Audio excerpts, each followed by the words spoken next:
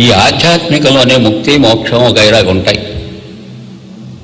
వాటిని గురించి నేను చెప్పడం కాదు. ఇక్కడ ఆత్మ ప్రధానం, జ్ఞానం ప్రధానం, పూజ కాదు. జ్ఞానం ప్రధానం.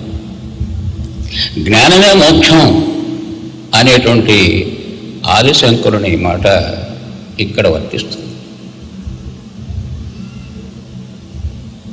కనుక మానవ జీవితాన్ని ఇన్ని విధాలుగా డివైడ్ చేసి దేనిని దానిగానే నెరవేరిస్తే ప్రయోజనం ఉంటుంది.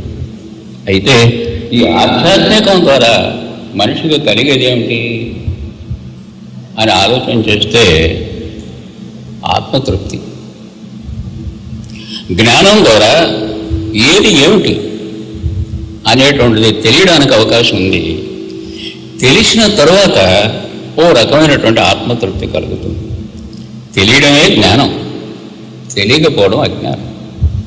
ఆ తెలియడం అనేటువంటి దాన్ని ఆత్మ అంటే ఏమిటో, అది ఏమిటో తెలియజేసేటటువంటిదే.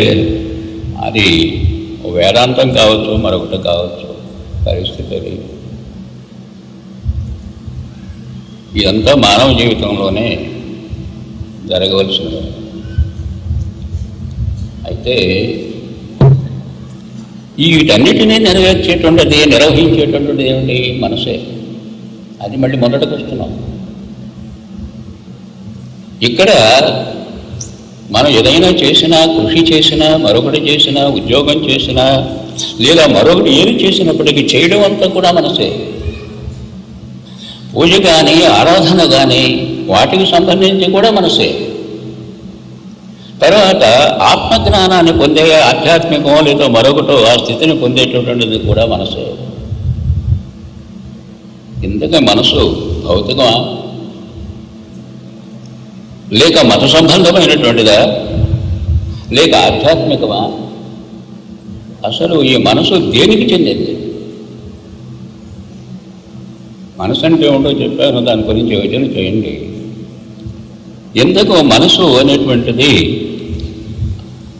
బ్రెయిన్ ద్వారా ఏర్పడుతుంది అనేది, ఇంద్రియ వాళ్ళ ద్వారా ఇది ఇన్ఫ్లుయెన్స్ అవుతుంది అనేది సహజం.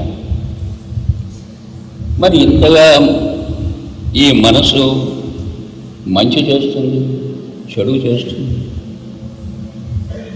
చూసారు, సన్మార్గము దుర్మార్గము రెండు దానివే. చూసారా, దానము చేస్తుంది ఆ మనసే, దహనం చేస్తుంది శరీరం. ఎన్నో చేస్తాయి. దుర్మార్గాలు చేస్తుంది, సన్మార్గాలు మనిషిని నడిపించడానికి చేస్తుంది. సైన్స్ చదువుకుంటుంది, వేదాంతం చదువుకుంటుంది. దేనికి సంబంధించి కూడా మనసుతోనే జరుగుతోంది. మరి ఈ మనసు దేనికి సంబంధించింది అనేది ఒక ప్రశ్న. సైన్స్కి సంబంధమా, టెక్నాలజీకి సంబంధమా, వేదాంతానికి సంబంధమా, దేవుడికి సంబంధమా, లేక మనిషికి సంబంధమా?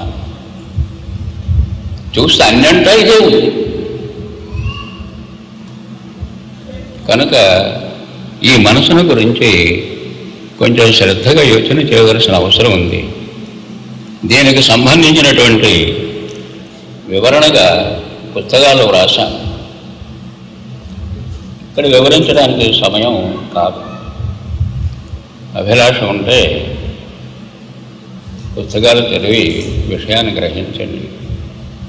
ఇకపోతే ఈ మనసు అనండి, ఇందాక చెప్పినట్టు అంతరిక్షం అక్కడ కూడా పోతుంది, పాతాళానికి పోతుంది. అంటే దాని అర్థం ఏమిటి? మనసు యొక్క స్థితి, గతి, దానికి ఉన్నటువంటి జ్ఞానం, కెపాసిటీ, వీటన్నిటినీ కారణంగా అది ఆయన చేస్తుంది అనేటువంటిది మనకు తెలుస్తుంది. ఇక్కడ ఆ మనసుని మనం తయారు చేసే విధానాన్ని బట్టి, దానికి సమకూర్చేటటువంటి శక్తిని బట్టి అది ఎంతటి పనైనా చేస్తుంది, ఏ పనైనా చేస్తుంది, దేన్నైనా అనుభవిస్తుంది. అది ఆ అదృశ్య మనసు శరీరంతో పని చేయించుకుంటుంది. ఫలితాన్ని మనసే అనుభవిస్తుంది, శరీరం అనుభవించదు. ఇది కూడా కొంచెం యోచన చేయాలి.